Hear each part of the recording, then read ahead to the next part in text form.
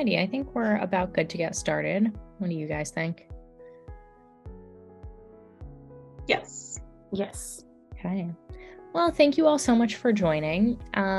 We really appreciate you taking the time out of your day to come and chat with us a little bit about accessibility. This is our third installment of Magically Live, and at each event, we'll choose one topic about accessibility and take a deep dive into it. Today, we'll be discussing VPATs and ACRs. My name is ACRYA11y, and today I'm joined by two of Magic EdTech's wonderful accessibility experts, Erin and Tarveen. Erin, would you like to go ahead and introduce yourself? Hi, everyone. I'm Erin Evans. I am a member of our accessibility team here at Magic, and we're very excited that you are here to join us so that we can share a little bit of insights into VPATs, ACRs, and what they are and how you can use them. Tarveen? Hi, everyone. This is Tarveen. I head accessibility practice at Magic EdTech entire India unit. And thank you so much for joining. First of all, good morning, good evening, good night, whatever the time is. And I'm so happy to see people across the globe joining our session. And trust me, it will be a very fruitful session. We are trying to unpack everything related to VPATs and ACRs. Yeah. So just some housekeeping before we get started. To start, we'll talk for about the first 25 minutes, just a little bit about VPATs and ACRs, and then we can go into a Q&A. We'll also have some polls in between our discussion points. But for that Q&A, you can drop anything that you are curious about in the Q&A box below. We do also have closed captions enabled, so to use those, you can just hit the CC button at the bottom.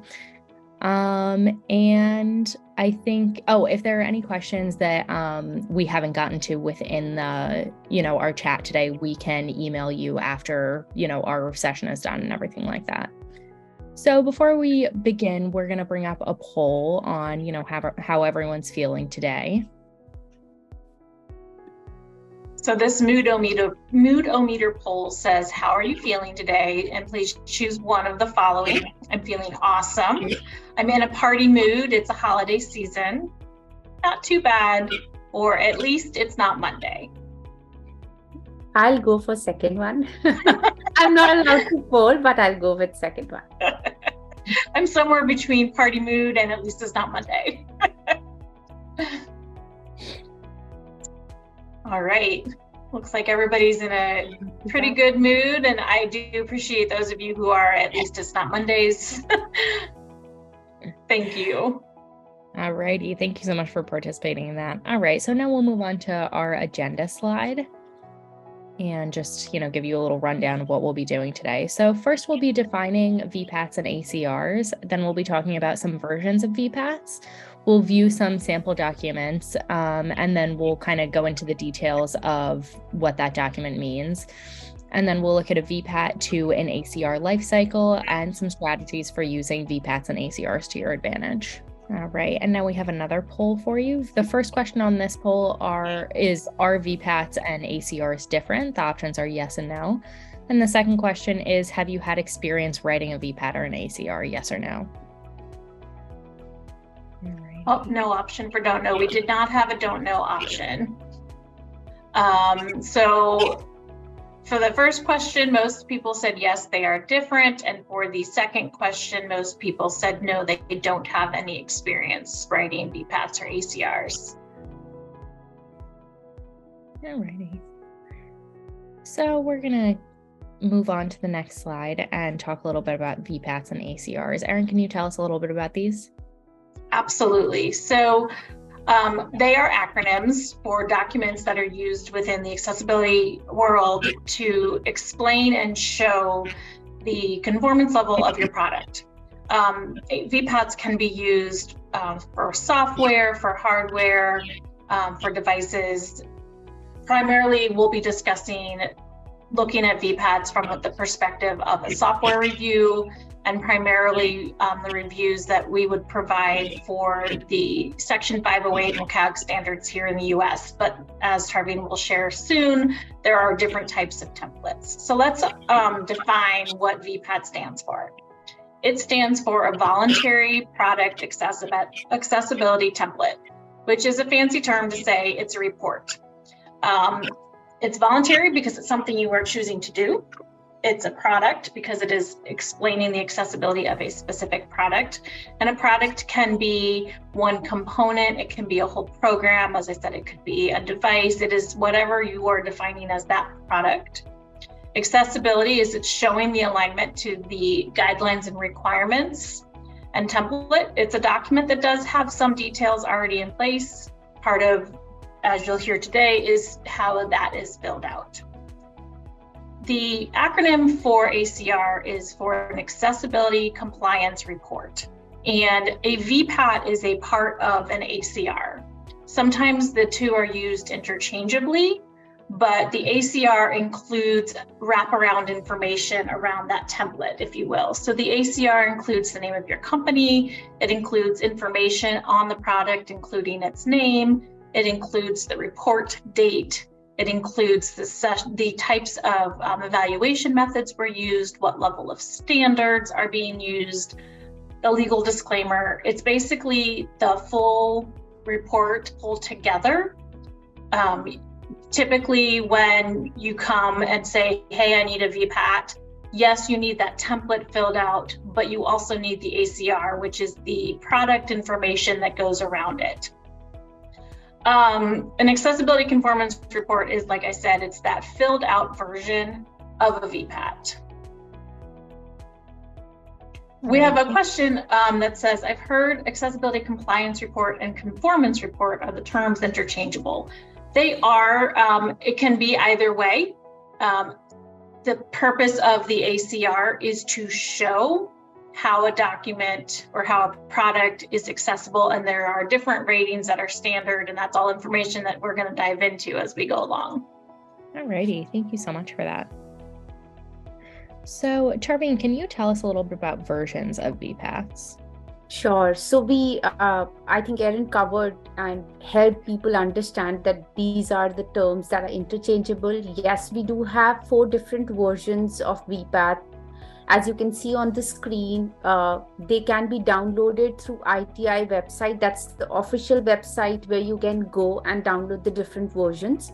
One should be using these specific templates only. And the first template that is categorized as section 508, the products that are used for federal agencies or federal government needs to follow this template for any product ACR. And then we have EU 301, as we know that it's for European, and if your product is targeting to European countries, you need to follow the template for EU 301. Then we have standard VPAT template for any product that we are rolling it out and we wanted it to be compliance against VPAT standard. And as per W3C compliance, we will go ahead with the VPAT 2.1 template. Then we have international template in case your product is being used across the globe. So that's the international version where you need to pull up all the information.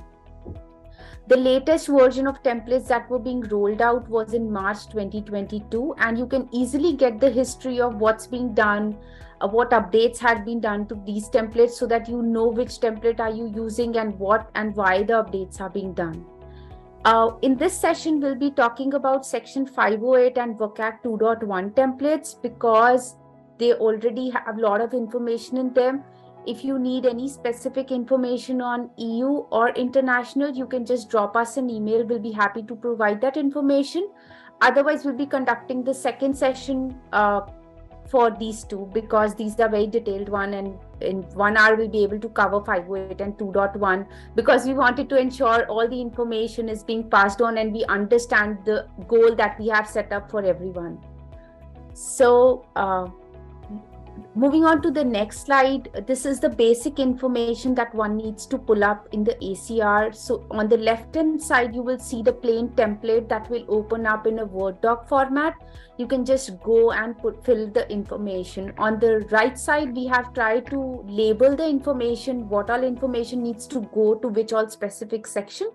So if you go to the tag number 1 on the screen, it says the company. So we need to name the company for which you're auditing the product. The 2 is the product, which product you are actually testing.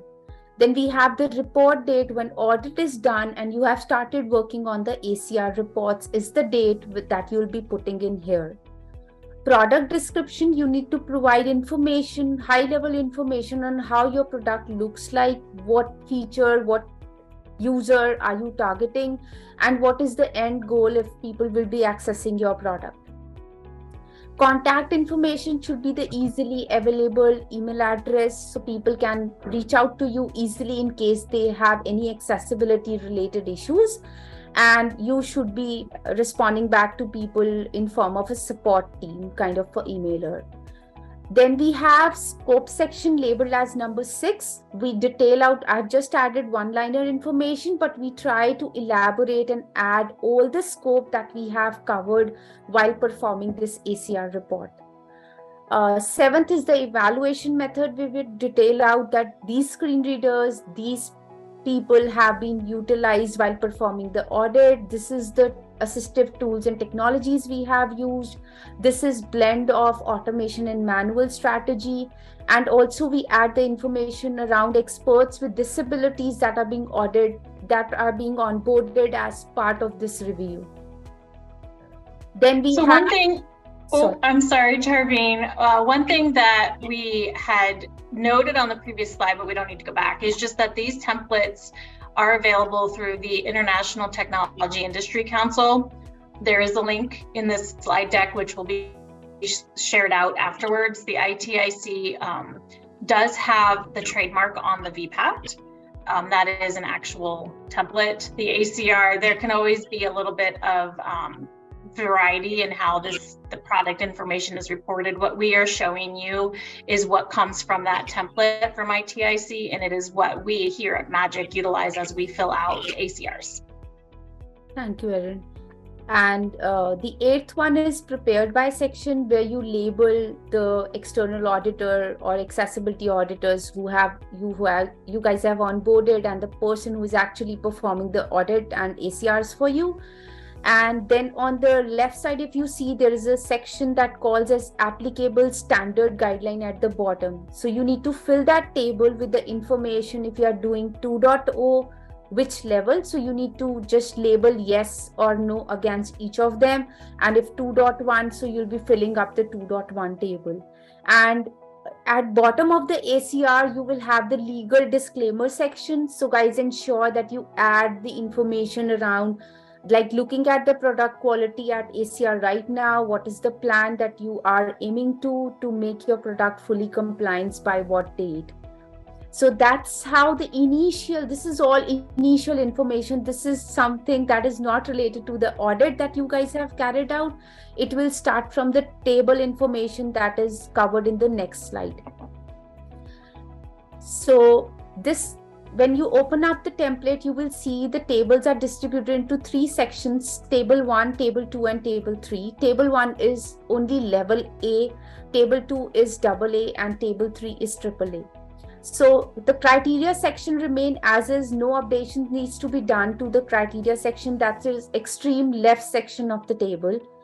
Then we come to the center, that is conformance level. So we have 5 kind of conformance level. We'll be talking in detail because I have seen people getting confused where to use partially support, where to use doesn't support, how should we categorize and have a benchmark around it. So we'll be talking about all of that in depth and detail in the upcoming slide. On the remarks and explanation, now this is the core section of the ACR. This plays a very vital role. This actually helps you build roadmap for your team to meet the compliance. So first we label at the top, we label that what is good when we say we are non-text but partially. What level of compliance have we achieved? We have ensured that our images have alternative text. But yes, there are few instances where we are failing right now. So we categorize them under exceptions. Now, under exception, we would recommend categorizing all the issues either against features or against the templates or against the product type that you are reviewing while creating this ACR. The reason, it helps you evaluate and build up the roadmap, and you can easily go back to ACR once you have remediated a kind of issue under a category, and you can just go back and update this particular ACR. it will So be one thing, sorry, Tarveen. One thing to consider as we're showing you what the template looks like for the VPAT is, where does the data come from? And as we discussed in our previous Magically Live, the data comes from the accessibility audit that is completed. So the way that the system works, and I know we'll get into it a little bit farther down into the life cycle, what you're seeing here is there are 4 levels of ratings: supports, partially supports, does not support, or not applicable. Those are one of the 4 ratings that are assigned to each of the standards based on the data from the audit that is done previously before this report is filled out. Yes, that's right. Okay, moving on to the next slide, we will be talking about the detailed on how to categorize conformance. So conformance plays a very vital role. When we say support, it means that we have a mechanism to traverse to any feature or functionality without having any additional effort. It should be ease of use, straightforward, easy navigation, and everything is working the way it is working for a normal user. Partially support is when I am meeting the requirement but still failing at few instances. It is when I categorize my product as partially support. Now, what is does not support? I'll take an example here. For example, I'm talking about name role value, and you know that name role value plays a very vital role when we talk about any interactive content, radio buttons, platform features, buttons, anything. If those features are not working and you have enough list of issues being reported as part of your audit, this will surely be categorized as does not support.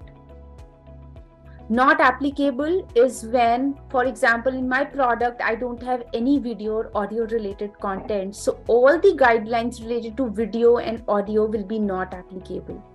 People get confused in not applicable and not evaluated.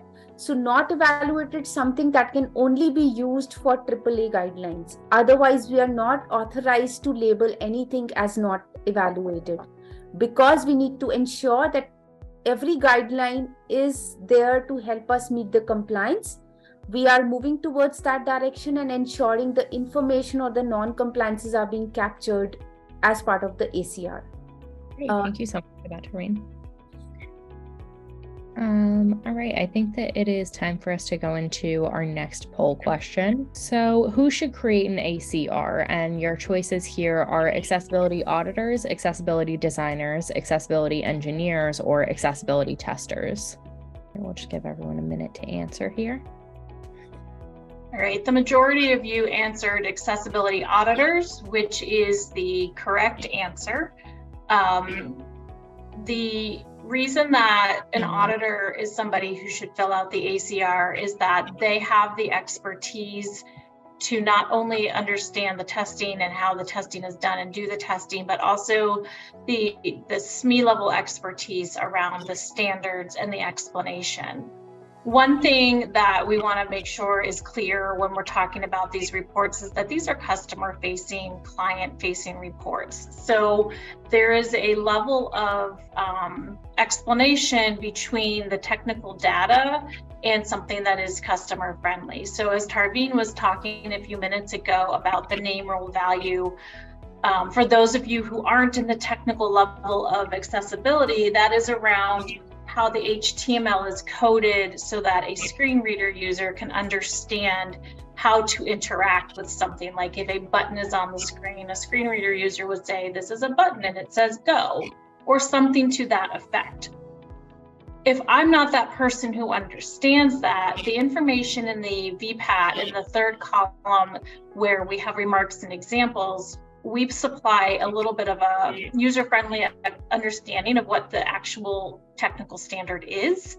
And then again, how that your product aligns or does not align to that particular standard. So when you're thinking about these ACRs, you know, it's that holistic view of your product's accessibility, and it's taken from that data from the audit. So it's a snapshot of a moment in time.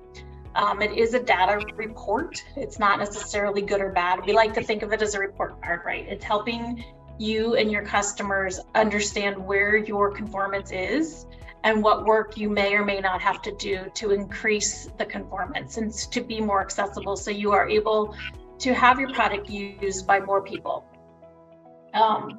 One of the other things that we have a quote here, not on the slides, but as doing the research, from the Bureau of Internet Accessibility is, perfect conformance isn't required for ADA compliance. But if there is an accessibility barrier, it does deny people with disabilities the ability to get through your content or your program. And, that's the heart of accessibility and why we are doing what we do to help remove those barriers. So again, these reports are customer facing to show where those barriers may exist and how and when you want to explain to your customers, we are acknowledge this and we're working on it. Our plan is to have it fixed by this date, and we can then update the report at that time. Great, thank you so much for that, Erin. Charmaine, can you talk to us a little bit about the life cycle of VPATs to ACRs? Sure. The reason we have placed this life cycle because I always come across instances where I receive a request stating, oh, can you do the ACR and VPAT for us? We are done with the audit. Everything is done. Just look at this report and do the ACR.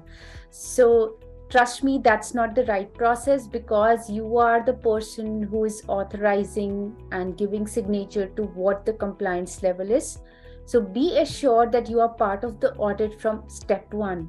Now, we have laid out a cycle from step 1 to step 6 where we'll be detailing out how this needs to happen to ensure right information and unbiased information goes into ACR.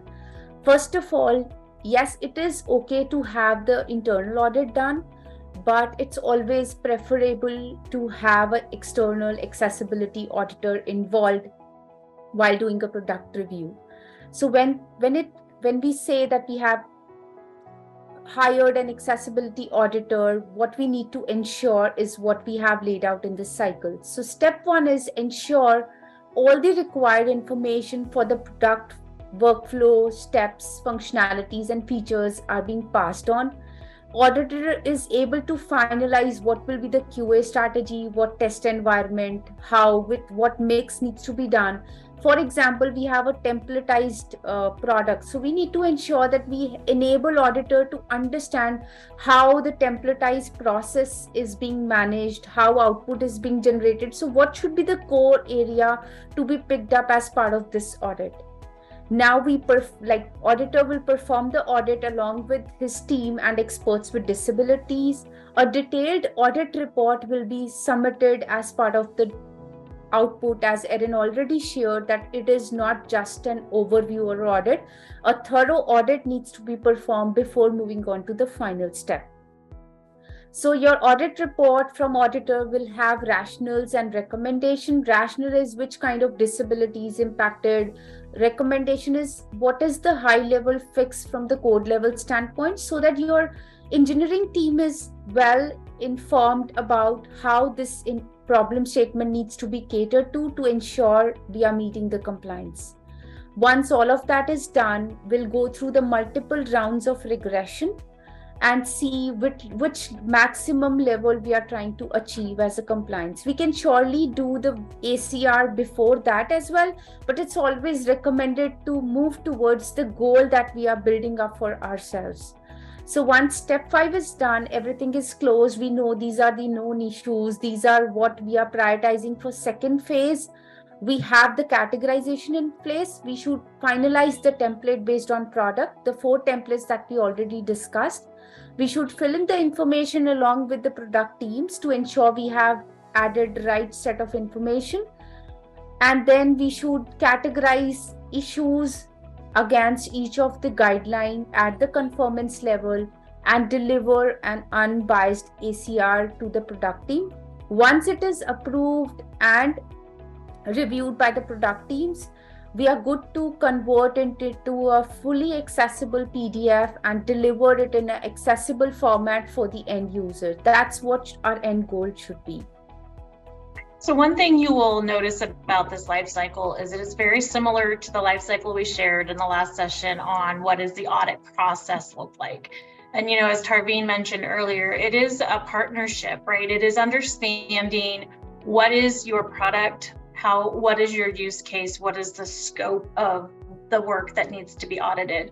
The extent of the audit and therefore the detail level and the amount of information in your ACR is up to you as a product owner or to your company or whatever it is. So that is why if you go back to the portion of the report that is explaining the product or the scope, some products when they are reviewed are every single page of a website and every single instance of a piece.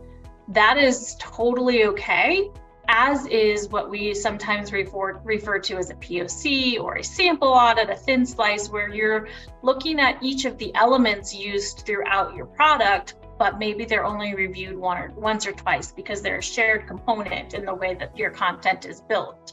So therefore, if there was an error found in one component, let's say the search field, and that's a search field that's used throughout your website, if that component is updated through that remediation step that happens in 3 and 4, right, then that component is then fixed throughout. And that, again, depends on how your system is built, depends on your requirements, depends on what your goal is for having the report completed. Definitely. Thank you so much for that, ladies. Oh, Tarveen, did you have something else to add? I think it was beautifully covered by Arvind. All right, great. So now we have one more poll to go into. Does your product benefit from an ACR even if you are not fully accessible? And your options are yes or no. We'll just give everyone 1 minute. We should give them 28 seconds. What if that's not the time? It could be. All of you said yes, which is fantastic because you are all correct. So it's really important to understand that you're right. You don't have to be 100% accessible, and it is very rare indeed to find a product or website out there that has absolutely no accessibility blockers. The goal of the ACR, again, is transparency, and you want to be using it internally and externally. If we can flip to the next slide, please. So, your goal here is, what am I doing with this now that I have it? And it might even be, why do I need this?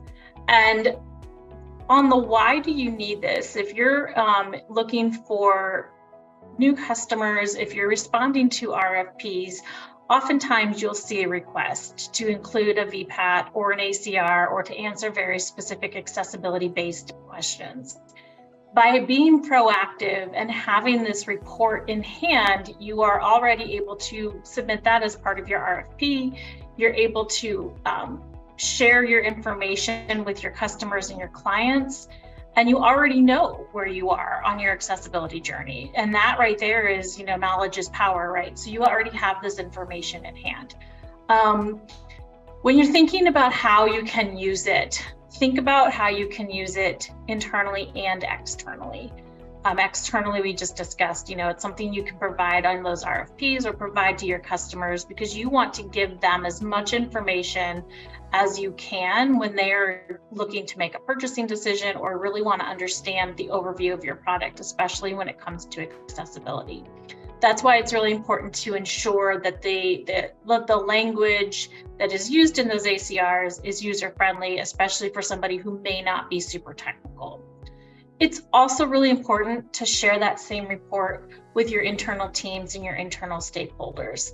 If you're a product manager or project manager who has been the point person to collect this information, you want to understand what the value is once you have it. The accessibility audit report is a great tool for the developers and the engineers, the technical team on where they need to fix things, or the content team on where they might need to write new alt text or update information, change color contrast, things like that. But it's also important for your sales and marketing teams. It's important for them to be able to speak to the accessibility of your product when they're out there in those sales conversations, when you're promoting your product online or wherever it is that you're promoting your product. It's super important for your finance team to understand, because there is an ROI. Because if you're in a position where you're asking for more time at the beginning so that you can build things in to be accessible, you want to be able to show them the outcome of that work and say, look, we did all of these things and now we have fewer things that we have to remediate, which is a faster turn time to get an accessible product out to market. So, you want to utilize that, make sure that your teams understand where the gaps are, what those gaps mean. If there's any alternative accommodations that your team might have put into place, you can identify those as well. It's really, again, it's about the transparency and the information that you're sharing so that you have a clear path forward as you're moving on with accessibility journey. It's also important to update your ACR. And I saw a question driving through, I think in the chat, how often should an ACR be updated? And it kind of depends, which I feel like is my standard answer when it comes to things in the accessibility world. But it depends on how frequently you're updating your product. How did you change from did you change from Bootstrap 2 to Bootstrap 3 or something that has outdated or changed your platform? Did you have a complete UI overhaul which changed all of your colors? The answer is really, what is your product roadmap, and when you made those updates from your first ACR to your second update, what has changed? So going back to Tarveen's example of a little bit ago, we'll go back to the name role value. Thank you for choosing the hardest one out there, Tarveen. Just kidding.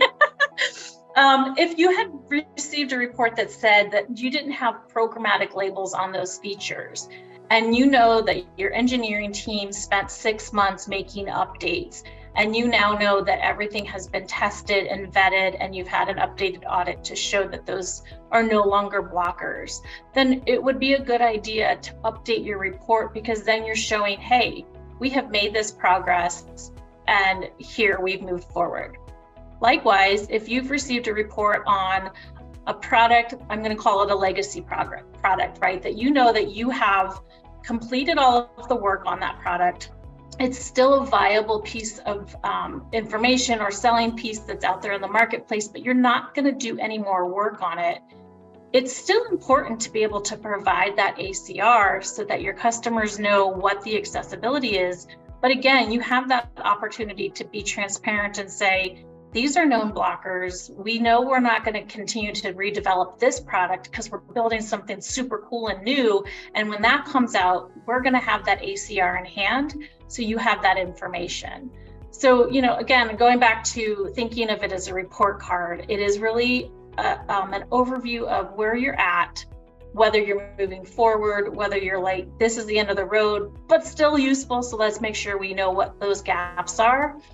It's all about the communication and the transparency. I just wanted to add one thing, as Erin, you have already covered that when is the right time to do the updations. So we need to understand where our market is also going. If there is any major release of a OS or upgrade on the devices or upgrade on the technology that you are using, so try ensuring that your product remains into maintenance. The way you categorize maintenance like twice a year, similar way you should have your accessibility charter build up in your maintenance phase to ensure your ACRs are equally getting updated. All right. Thank you so much for that, ladies. One thing, sorry, Anj. One thing I do want to share,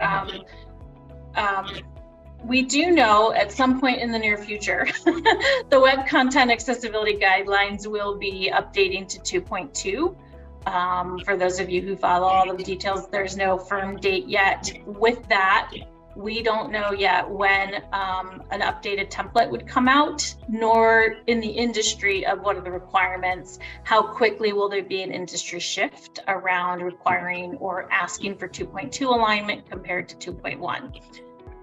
we here at Magic are staying on top of all of that, and we'll certainly update you through our blog and through future Magically Live posts on that. But just know you don't have to worry about that right now, but we are keeping an eye on that for you, and we'll keep you posted on any major changes that may come out around that. All right, thank you so much for that, Erin. So now we'll go into our Q&A session.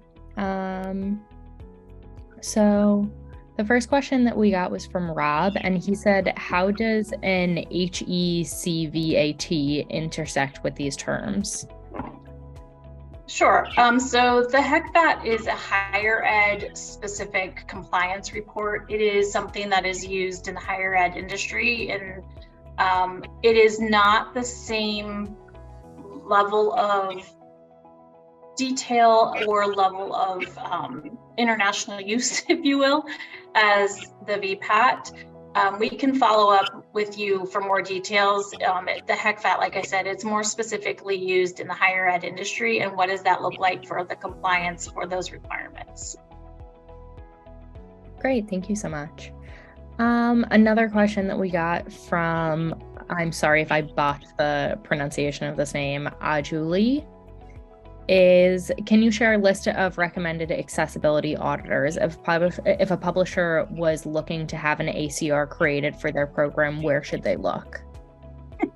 Go ahead, Darveen. You can contact us, jokes apart.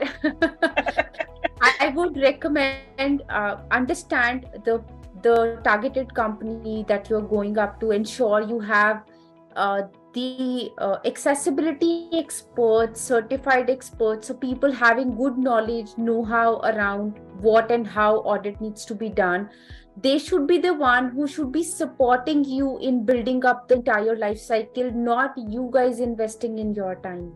Ensure that they have in-depth knowledge, they have the required tools, repository, and experts with disabilities onboarded onto their company or onto their entire process to ensure that what we want to achieve is being delivered. And secondly, if we talk about the publishing content, we know that there is user personas, type of content, which age appropriate user you are targeting. So ensure the auditor you are onboarding understand the type of content. It shouldn't be like you are getting the audit done with the person who doesn't understand the chemistry context. So it will not help you achieve what you want to achieve. So screen reader would start reading, but is it reading in the right flow, step by step? The same way mathematical equation needs to be read in a proper format. So they should have all the knowledge and nitty-gritties of how things needs to be managed and how things are to be delivered while using the screen reader. All right, thank you so much for that, Tarveen. So I think our next question now is, Tarveen, did you answer the who should decide what versions of a VPAT Yes, / I responded to those, yes. So then our next question is, can you elaborate on the comment, perfection is not required for an ACR? What's the source / authority behind that comment? And then parentheses WCAG3 or W3C. Yeah, so the source that I had quoted was from the Bureau of Internet Accessibility, Michael, and there are a lot of different accessibility providers and information out there.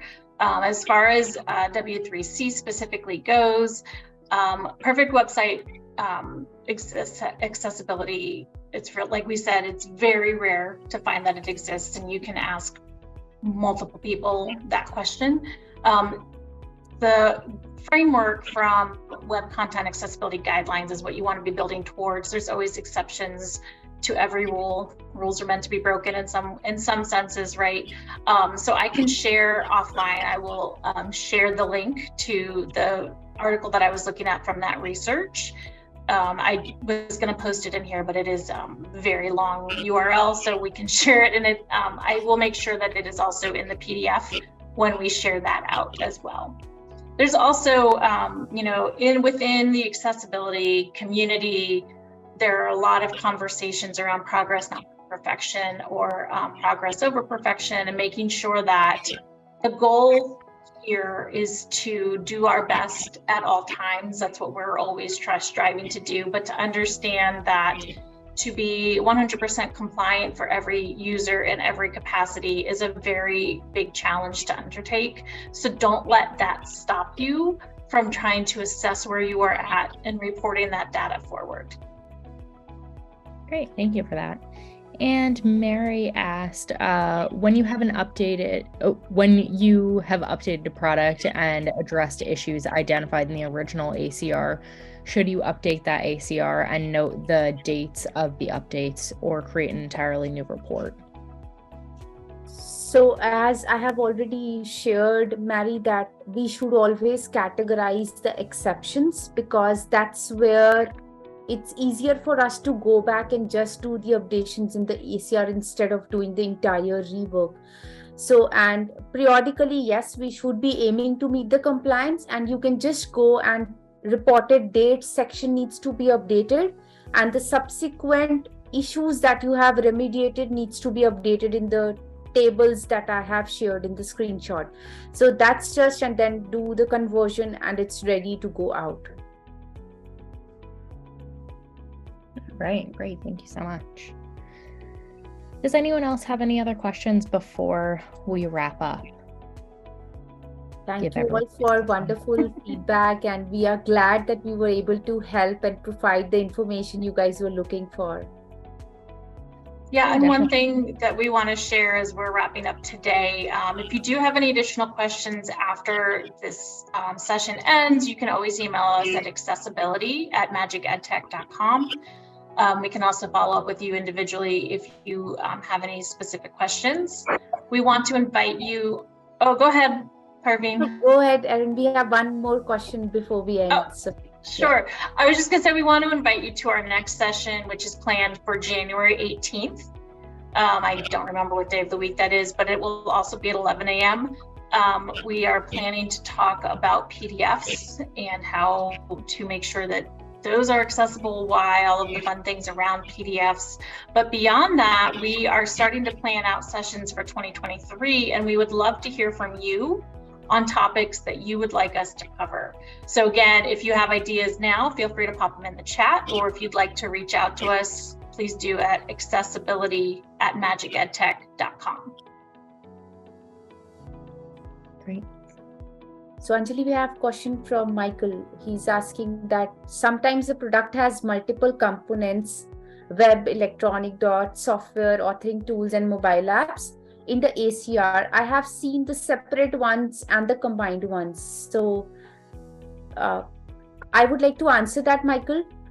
We should understand what are we actually building. If it's a bigger program and we have different components being categorized at electronic docs, softwares, or something like that, that's absolutely okay to cover it up under one ACR. And if they are different products, for sure, we need different set of ACRs to be created basis the requirements. You may also, while we're thinking about different components and different products, just thinking about from an educational space, thinking about if you have one whole series or a product line that runs through the elementary levels or the middle school or high school levels, it would be recommended that you have one ACR per grade level or per title, because there are going to probably be differences, and you might want to double check if you're looking to submit to a specific state adoption or sales opportunity, what their requirements are, because some states are very specific on how they would want that kind of information provided. And I know that's very specific to the educational industry, but it is, you know, these are the things that we think about here, and that we want to make sure that whoever you are, you're thinking about the details. And if you're not sure of the details, we'll help you out with those. Great, sure. Thank you. And Rob has one last question about recording in deck. Yes, we'll be sharing in next couple of days, and you will all receive the emailer for that. Yes. All right. Well, thank you so much, everyone, for joining us for our third session of Magically Live. Like Tarveen said, you'll receive a recording, a transcript, and a copy of the deck in a few days. And we look forward to seeing you at the next event. Thank you. Thank you. Thank you all, and enjoy the holidays, and Happy New Year. Happy New Year. Merry Christmas. Thank you all. Bye. Bye, everyone. Thank you.